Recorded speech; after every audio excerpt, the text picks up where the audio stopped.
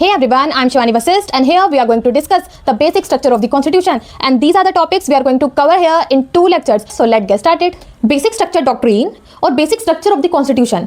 अगर आप इसे attempt करें as a 2 marks question, so basic structure doctrine is a fundamental and foundational feature of the constitution, जिसे parliament under article 368 अपनी amending powers को use करके भी इसे अमेंड नहीं कर सकता.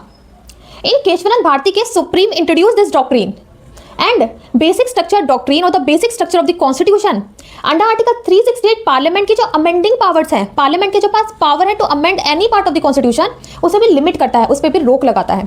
सो द क्वेश्चन इज कि आखिर सुप्रीम कोर्ट को केशवानंद भारती केस में इस डॉक्ट्रीन को इंट्रोड्यूस करने की क्या नीड थी. Why this basic structure doctrine is fundamental and foundational feature of the constitution and ये डॉक्ट्रीन अंडर आर्टिकल 368 पार्लियामेंट के पास जो अमेंडिंग पावर्स है उसे लिमिट क्यों कर रहा है. सो बेसिक स्ट्रक्चर डॉक्ट्रीन पर हम डिस्कशन करने से पहले कॉन्स्टिट्यूशन के 2 आर्टिकल्स हैं जिसे हम समझ लेते हैं, article 368 and article 13. Article 368 and article 13 के बीच में कॉन्फ्लिक्ट्स हुई, इनके बीच में फाइट हुई, जिसका result is a basic structure of the constitution. Article 368 parliament को एक पावर देता है कि वो कॉन्स्टिट्यूशन किसी भी पार्ट को अमेंड कर सकता है, including the fundamental right. Parliament under article 368 अपनी पावर्स को यूज करके हमारे फंडामेंटल राइट्स को भी अमेंड कर सकता है, हमारे फंडामेंटल राइट्स को अब्रिज कर सकता है. And article 13 is the protector of our fundamental rights. How? Because article 13 any law inconsistent with fundamental right, अगर ऐसा कोई भी लॉ है जो हमारे फंडामेंटल राइट्स के साथ इनकंसिस्टेंट है, then article 13 declare that law as void. By using the amending powers under Article 368, Parliament came up with first Constitutional Amendment in 1951, which curtailed the right to property. और इस amendment act को शंकरी प्रसाद case 1951 में challenge करता है. And the judgment of Supreme Court in this case is the word law in article 13 includes only ordinary law, not the constituent law. Means article 13 सिर्फ ordinary laws पे apply होगा, constitution amendments पर apply नहीं होगा. So parliament under article 368 fundamental rights को amend कर सकता है. And then parliament came up with another amendment that is 17th constitution amendment act 1964. और ये अमेंडमेंट गोलकनाथ केस चैलेंज करता है. And the judgment of Supreme Court in this case is the word law in article 13 includes constituent laws also. Means article 13 constitution amendment acts पर भी apply होगा. And the Parliament under Article 368 cannot amend the fundamental rights.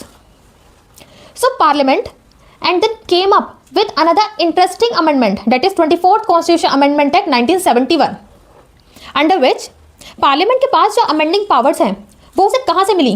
Article 368 से.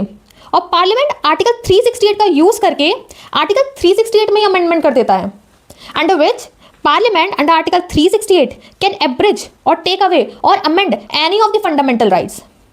Means Parliament किसी भी fundamental right को amend कर सकता है.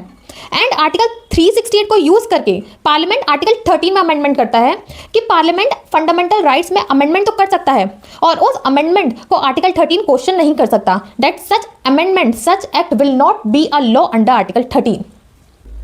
So in Keshwananda Bharati case in 1973, Supreme Court introduced the basic structure doctrine, basic structure of the constitution. Basic structure of the constitution हमारे constitution का basic structure means हमारे constitution की नींव जिसमें हमारा पूरा constitution खड़ा है.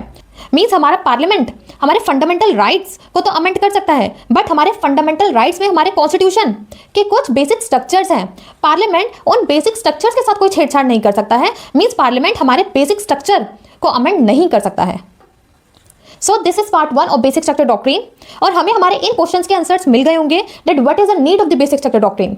सुप्रीम कोर्ट ने केशवानंदा भारती केस में इस बेसिक स्ट्रक्चर डॉक्ट्रीन को क्यों इंट्रोड्यूस किया एंड बेसिक स्ट्रक्चर डॉक्ट्रीन कैसे पार्लियामेंट के अंडर आर्टिकल 368 जो अमेंडिंग पावर्स है उन्हें लिमिट करता है और अंडर आर्टिकल 368 पार्लियामेंट इस बेसिक स्ट्रक्चर डॉक्ट्रीन को अमेंड क्यों नहीं कर सकती. If you have any doubt, then let me know. I will surely help you.